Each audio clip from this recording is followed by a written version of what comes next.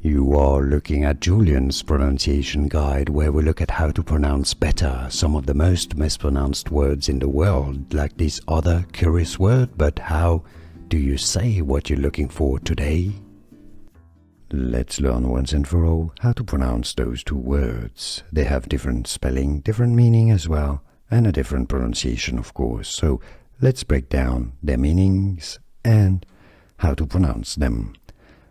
The top word is an arrangement of flowers, or a ring, a curl, pronounced as wreath, a short E sound and a TH sound, wreath. The bottom word is pronounced as wreck. Oh, Wreak, actually.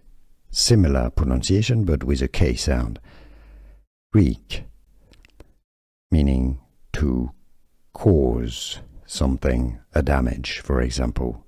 For example, to wreak havoc. Wreak. Wreath, this is the top word on your screen, wreath, and wreak. Here are more videos on how to pronounce more confusing words and names too many mispronounced. Like this video if you found it useful. I appreciate your support. I'll see you soon and thanks for watching.